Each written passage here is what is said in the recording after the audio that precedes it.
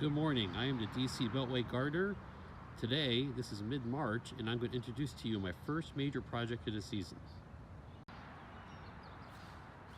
Backing up from my front yard setup with raised bed and trellises, I'm going to show you the site for my next project, which is an in-ground garden bed right here along the sidewalk.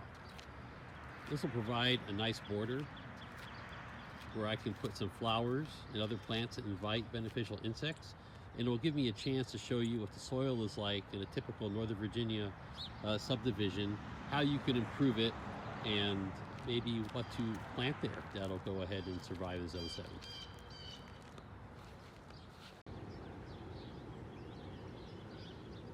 Welcome back and good morning. It's a cool March morning.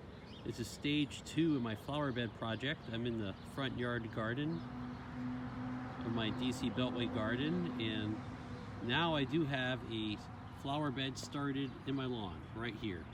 It's about 20 feet long, 3 feet wide, and 6 inches deep.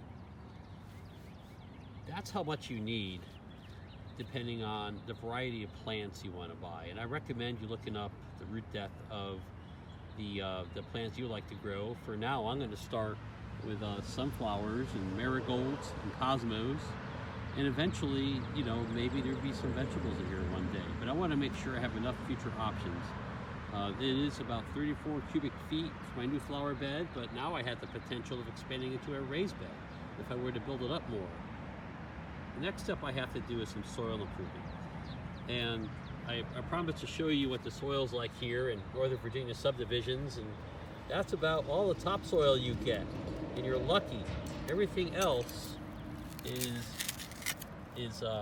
clay, high in nutrients, but look how, you know, it doesn't come apart. It's not crumbly. We've actually made figurines out of this stuff. It just was a joke. So I'm gonna have to bring in some dirt to improve this. This is about as good as it gets in my subdivision. My process for this, I went to gardeners.com, which I thought was pretty helpful, is I'm gonna bring in about 60% of I have a bulk topsoil / leaf mixture.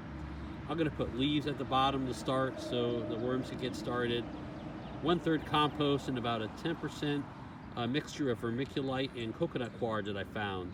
Or you could use peat. Add some worm castings and some fertilizer and get this bed set for when it's time to start some flowers.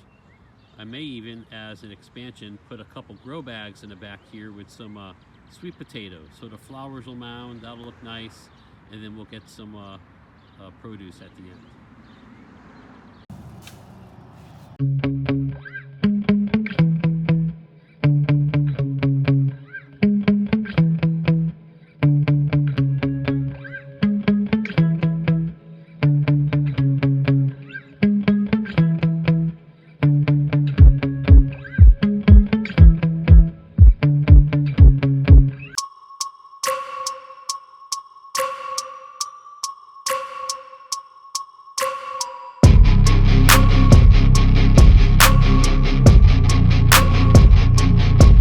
Now we have 60% topsoil, 30% compost, 10% of a peat and vermiculite mix, some worm castings, and we're ready to go to plant a flower bed next. Our flower bed is finished until planting time.